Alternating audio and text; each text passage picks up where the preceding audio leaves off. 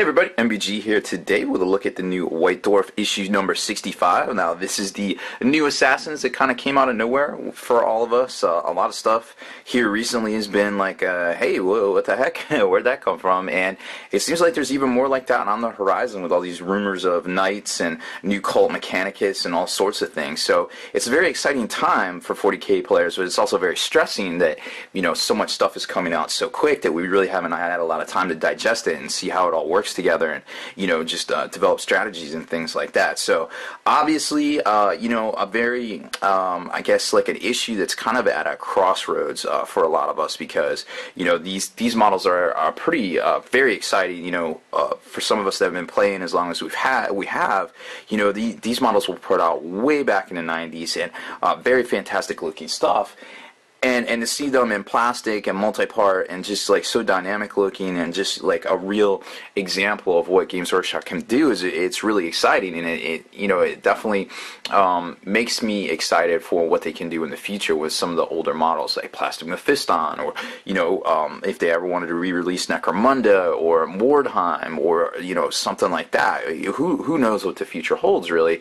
And it seems like this might be a good precursor for a lot of that mini game type stuff that they did back in the day, and maybe re-releasing it for a new generation. You know, a little Star Wars homage there. But, you know, it's really hard to say what direction they're picking and what they're trying to do. And you know, I don't even know. Like, I've gotten to the point myself where I enjoy playing competitively on the tournament scene as far as 40k goes, but I also you know, really just want to hobby. I just want to see something cool, and I just want to hobby it up and do my thing, and you know, kind of avoid a lot of the negativity that's out there personally. But I really enjoy seeing this stuff, and it's very encouraging to see the forward thinking from Games Workshop that we're kind of seeing with this Execution Force release. So contents in this new issue, pretty standard fare. We got, you know, some, hey, new stuff's coming out. They do have a little kind of preview of the new Warhammer Visions, which we may or may not get to, you know, doing reviews here on the channel, but I would like to at least take a look at it once, because it looks pretty promising.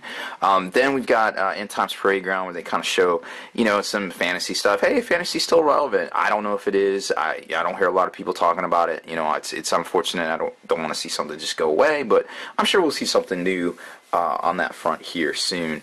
And then we get into the actual, you know, rules for the data sheets for the new Assassins, which are very similar to the ones that came out, I guess, in the Assassin's Codex recently. I can't remember when it came out. I want to say it was around November, maybe the end of last year, I want to say. I think it was a $6 digital purchase.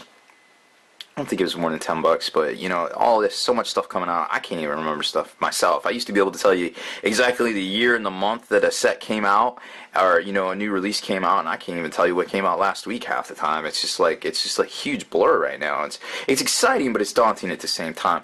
The Paint Splatter article was really good. I liked kind of seeing the insight as to how they painted the Assassins. A lot of line painting, line edging painting. You know, I'm definitely a fan of airbrushing, as some of you probably already know.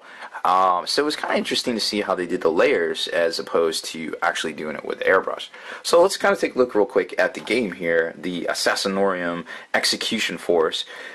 It's kind of your conventional kind of Space Hulk-ish, you know, game layout, you know, with these thick cardstock kind of looking, you know, board edges here. And I guess what happens is you kind of have to bumble around and avoid the sentries, and then find the teleportation thing and fight the big bad Chaos Lord that's guarded by a couple of, you know, Chaos Space Marines.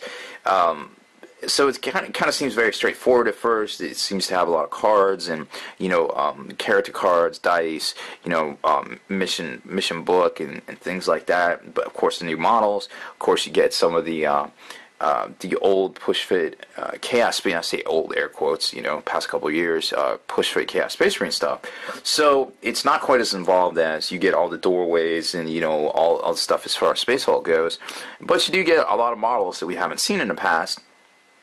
And you do get, you know, some stuff that's already out there on the market. So, you know, money-wise, I think it retails for $125. You know, I think these Assassins, if they sold them separately, they'd be like $30 or so, about what the clan pack's going for these days. So it's roughly worth the money.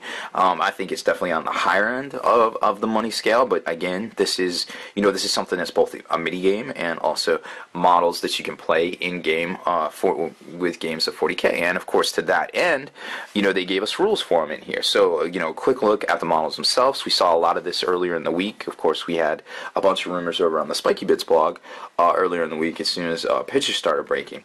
So the new Warhammer Visions is coming out. I guess it's been about a year and 2-3 months, give or take. So it's going to this bigger size. Now, it used to be this smaller kind of coffee table, I guess they called it, size. And now it's going to like the full size, about the same size as this, but it's a lot thicker. It's kind of like basically turning into the old, air quotes, White Dwarf. What we used to see, with the thick, it was like this thick, and you got tons of stuff. Now, whether, that's, whatever reasoning, don't know, but it's very promising. I want to see big pictures and stuff. I like the new codexes. I really love the new Eldar Codex, where it had all these fantastic pictures of model close-ups, profile views of color schemes, all sorts of stuff. It was kind of like an Imperial armor book and a codex and kind of like an art book all kind of rolled into one. And that's really exciting for me, and, for all about the same price. Here's some fantasy miniatures here. And then we get into the actual rules for the assassins themselves, which I said are very similar. I didn't draw direct comparisons between the two. I just kind of read them all. They seemed about the same to me. I don't know if they're 100% the same, but here they are.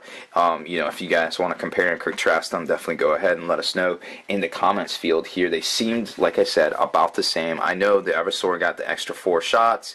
He's got that freeze-on thing where he assaults the 3d6. They all have the same base stat line, and then they just have extra abilities. The Colossus, of course, is, from what I understand, I remember him being about 140. I ran him a couple times, and to combat a lot of the Psyker problem, which may or may not still be a problem here in the near future. I could definitely see a lot of the 40k meta shifting to trying to get a lot of invisibility and things like that on units to try to deflect a lot of the crazy Eldar firepower that's definitely going to be out there. And then, of course, there's the Execution Force, which I think we saw that in its own data slate with the Advent calendar, I think a few years ago. I think it also might be in the back of the Assassins supplement as well. They came out, like I said, at some point last year.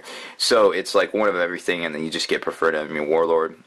It's kind of cool if you want to take one of everything there and kind of do like a Colonel Schaefer's Last Chancers kind of thing. And then it gets into the war gear for all of them, and then goes in and highlights the actual game itself. Then there's a little thing in here about the Luminarch of Hysh, or the Fulcrum, Celestial Fulcrum.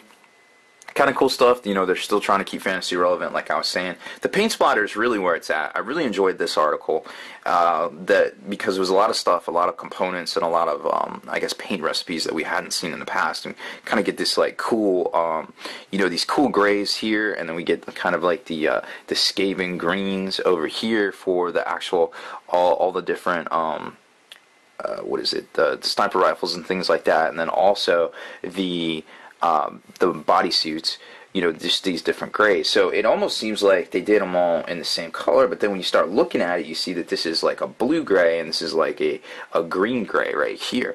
And speaking, keeping to all that crazy cool, kind of a little bit on the exotic palette side, you've got these reds here that are based more on the purple, and then even to highlight it, they use they say pink horror, but it's really more of that upper purple. And so red's kind of cool, where it can go, reddish browns or reddish purples, and it's just like yellow kind of is based. You can have different yellows and things like that too. So, I kind of like seeing these alternate color schemes here, which are really cool to see. And you put them all together. You got the pinks and the greens and the cool blues, and it kind of just works. And that's what I really like. It kind of gives them this little Tron-y look, and that's what I like to see.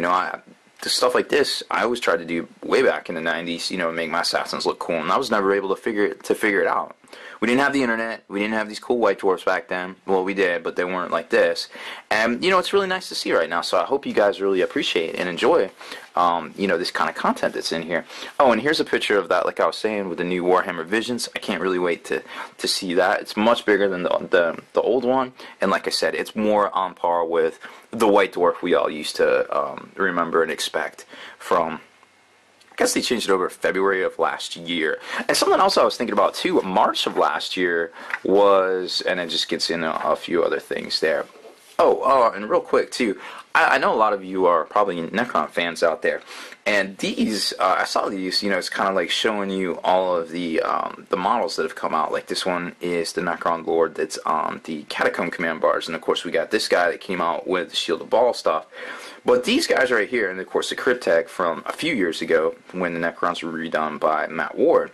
But then you got these two, these metal ones here, and a lot of people haven't seen this guy here, and he was a limited edition Necron Lord with the Staff of Light that came out with when they used to do these huge army box deals. So when the Pewter Necrons came out, when they were completely redone, I want to say it was the summer of 2002.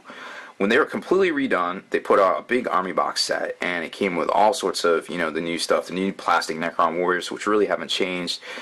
There was the Necron Immortals, who are in metal, and there was, of course, these Lords, and I think there was a few other things in there I don't exactly remember. But this guy was super hard to get, and this is actually the first picture I've seen of him, hide nor hair of him, in a very long time, and it's really cool to see that somebody still has this and remembers and appreciates it, because I don't think they ever redid it in Finecast. This, of course, was the normal Necron Lord that they put out, I believe, just as a blister pack, but they never released him separately, and he was always very hard to find, and I'm sure he goes for a lot on the internet in the secondary market and things. So very cool stuff there. And like I was saying, you know, we're about to get this this new Night Codex that everybody seems to be talking about. Whether it happens or not, I don't know. It's hard to say, you know, with any certainty what's coming out from week to week anymore. But, you know, just last March, the Knights came out.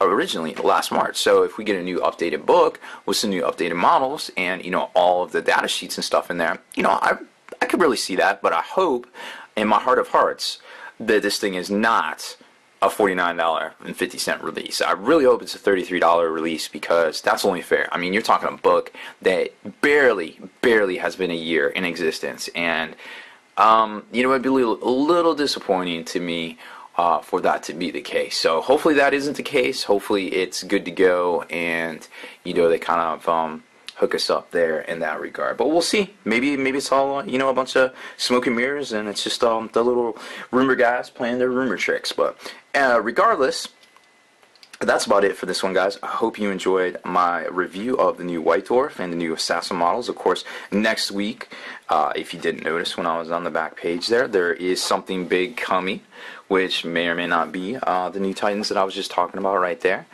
Kind of getting on a little soapbox there. I apologize for it. So, other than that, if you haven't already done so, please subscribe to this YouTube channel. And for exclusive content and early access videos and more, head on over to thelongwar.net and become a veteran today.